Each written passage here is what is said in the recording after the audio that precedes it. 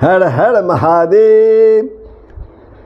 प्रभु आप अभी तक आप सब शिव पूजा का फल श्रृंखला का आनंद ले रहे थे। हर महादेव की पूजा का क्या फल प्राप्त होता है इसी का श्रवण कहानी के माध्यमों से कर रहे थे। अब इसके ठीक विपरीत शिव के प्रति कृतज्ञता का क्या फल प्राप्त होता है ये भी जानना जरूरी है।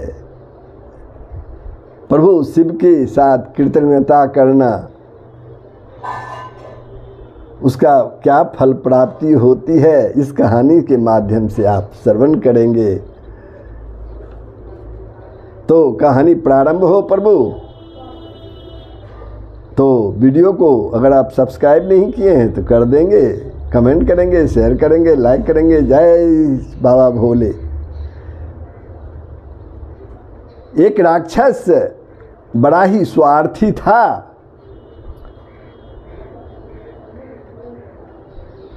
वह अत्यंत ही क्रूर था, दुराचारी था। आप तो जानते ही हैं बाबा भोले की उपासना साधु संत राक्षस सभी करते हैं और मनचाहा वरदान प्राप्त कर लेते हैं। इतने दयालु हैं, वरदान देने में वो आनाकानी तनिक भी नहीं करते। तुरंत प्रसन्न हुए, तुरंत दो भाई। तो वह राक्षस, स्वार्थी राक्षस जो है अपना स्वार्थ साधने के लिए शिव जी की उपासना करने लगा। वह रोज चिता भस्म लाता और शिव जी को चढ़ाकर उनकी पूजा करता। इसी से उसका नाम भस्मासुर पड़ गया। औढ़रदानी आशुतोष सर्वांत अंतर्यामी होने पर भी राक्षस के मन की बुरी नीयत का कुछ भी ख्याल ना करके उसके सामने में प्रकट हो गए।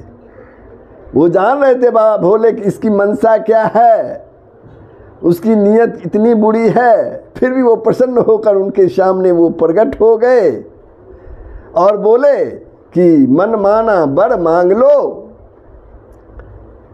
तब राक्षस ने कहा, महाराज मैं जिसके सिर पर हाथ रखूं वही भस्म हो जाए, बस मुझे तो यही वर चाहिए और कुछ नहीं चाहिए।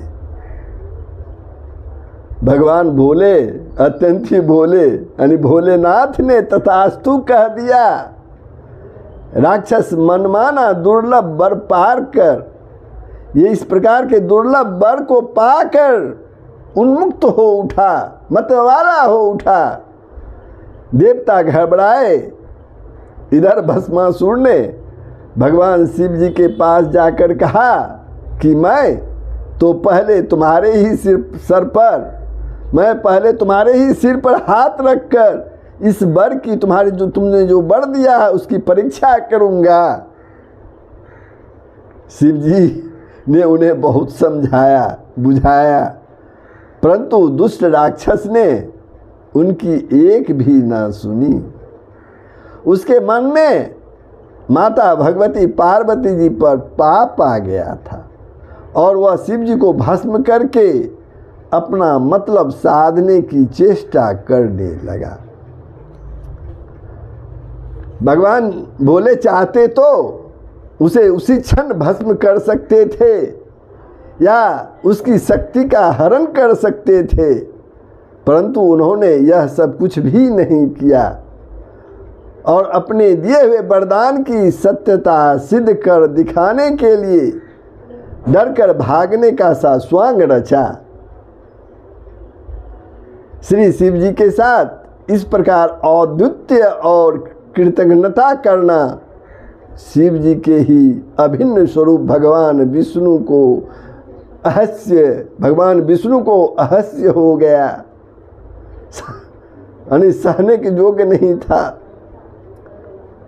परंतु उन्हें भी शिव जी के वरदान का ख्याल था, इसलिए वे अन्य उपायों से काम न लेकर मोहिनी रूप बनाकर राक्षस के सामने में प्रकट हो गया। भस्मासुर के राक्षस के सामने भगवान विष्णु मोहिनी रूप बनाकर, भस्मासुर तो उन्हें देखते ही मोहित हो गया। मोहिनी रूप भगवान उसके सामने नाचने लगे और वह मोहित हुआ, उन्हीं का अनुकरण करने लगे। जैसे जैसे भगवान नाच रहे थे वैसे वैसे उसका जो भस्मासुर था उसी का अनुकरण करने लगे। नाचते नाचते मोहिनी ने अपना हाथ सिर पर रखा। उसी की देखा देखी मोहित असुर ने भी, वह राक्षस ने भी अपना हाथ सिर पर रख लिया। हाथ रखना था कि तुरंत ही उसके अंग से आग की लपटें निकलने लगी और बात की बात में वह जलकर भस्म हो गया। भस्मासुर नाम की सार्थकता सिद्ध हुई और शिव के प्रति कृतज्ञता का फल प्रकट हो गया। बोलो हर हर महादेव, जय भगवान भोलेनाथ की जय।